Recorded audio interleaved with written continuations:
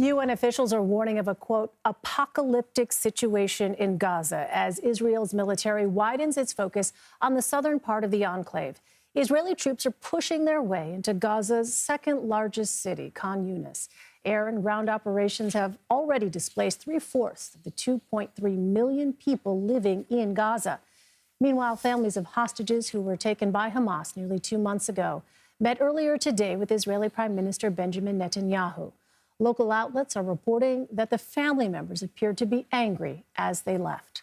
Let's bring in CBS News foreign correspondent Chris Livesay, who is in Jerusalem. So, Chris, Israeli officials have called this new offensive part of the new phase of the war. What does that mean? What can you tell us? Hey, Elaine. Well, we know that they are moving south.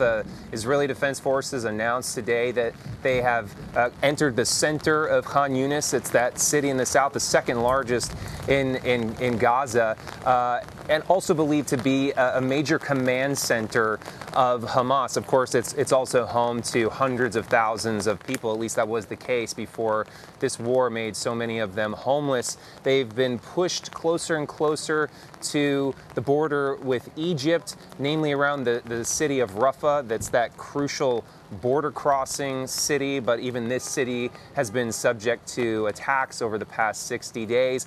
And it also poses a crucial question, what to do with potential refugees. Egypt has long worried about a rush of civilians pushing towards this really the only exit from the Gaza Strip. And it's made it clear it simply does not want to open those gates because that could be seen as the forced displacement of Palestinian people. And they say they've seen what happens in the past. Palestinians aren't allowed to go back home. At least that's been the case in past conflicts. So what you have in the end is hundreds of thousands, if not more, Palestinians trapped in this war.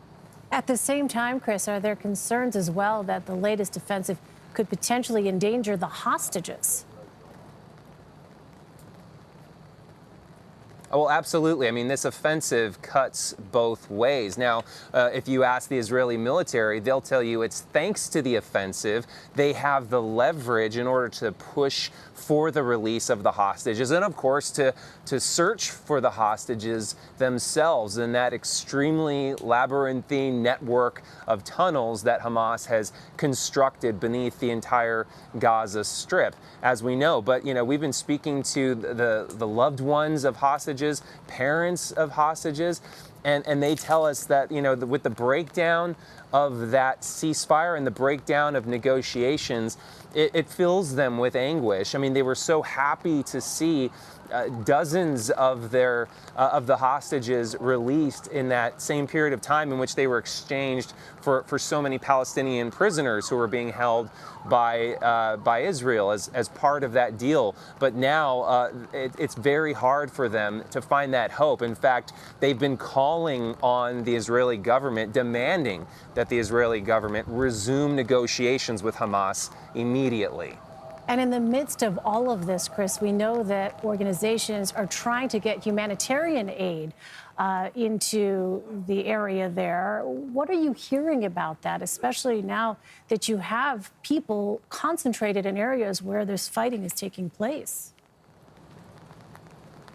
Israel's been under immense pressure from the international community and from the United States to minimize civilian casualties and to look after the support of humanitarian aid. So Israel insists that they're able to maintain the delivery of humanitarian aid even despite this offensive. And the UN confirms that there is still a flow of aid crossing the border of Egypt. In fact, Samantha Powers, the administrator of USAID, was in Egypt today, where she announced there would be a construction of a $21 million NGO-led field hospital in Gaza. But, you know, the destruction is so vast, we're hearing reports from the UN that it's virtually impossible to get aid into parts of the Gaza Strip, namely the north, which has suffered the heaviest devastation at this point.